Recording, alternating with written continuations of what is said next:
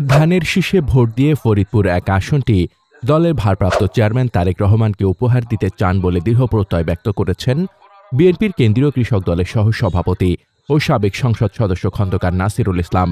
তিনি বলেন, আমি দলের কর্মীদের ভালোবাসা ও বিশ্বাস নিয়ে সামনে এগিয়ে যেতে চাই। আমাদের একটাই লক্ষ্য, ফরিদপুর এক আসনের মানুষের গণতান্ত্রিক অধিকার ফিরিয়ে আনা। এজন্য সবাইকে ঐক্যবদ্ধ হয়ে মাঠে নামতে হবে।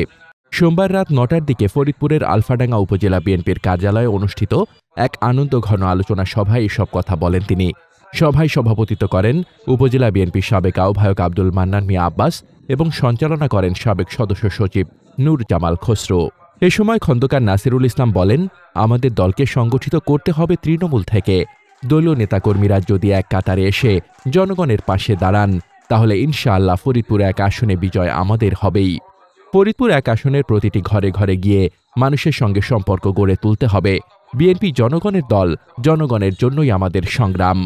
স্বচ্ছ ও পরিচ্ছন্ন রাজনীতিতে বিশ্বাসের কথা উল্লেখ করে তিনি আরও বলেন, দলের মধ্যে কোনো চাঁদাবাজের ঠাঁই নেই। আগামীকাল থেকেই মাইকিংয়ের মাধ্যমে জানানো হবে, কেউ দলের নাম ভাঙিয়ে চাঁদা আদায় করলে তাকে আমাদের হাতে তুলে দিন। আমরা সাংগঠনিক ব্যবস্থা নিয়ে পুলিশের কাছে সোপর্দ করব। তিনি আরও যোগ করেন, এই আন্দোলনে যারা অংশ নেবে তারাই আগামী দিনের গর্বিত সৈনিক হিসেবে ইতিহাসে নাম লেখাবে। সভায় বক্তারা বলেন, খন্দকার নাসিরুল ইসলামের নেতৃত্বে ফরিদপুর এক আসনে বিএনপির নতুন জাগরণ ঘটবে। তার নেতৃত্বে গণতন্ত্র পুনরুদ্ধারের আন্দোলনে নতুন গতি আসবে এবং ধানের শীষের বিজয় নিশ্চিত হবে।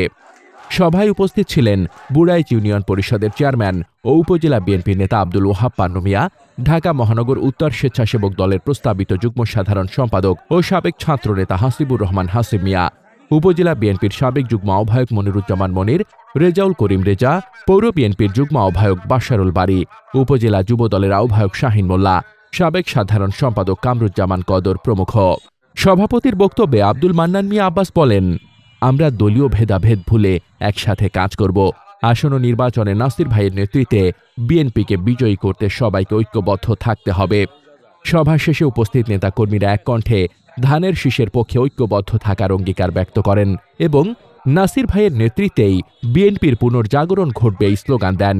এ সময় নেতাকর্মীরা ফুলের মালা পরিয়ে খন্দকার নাসিরুল ইসলামকে উষ্ণ অভ্যর্থনা জানান। মোহাম্মদ শামীম রেজা, দৈনিক খোলা চোখ।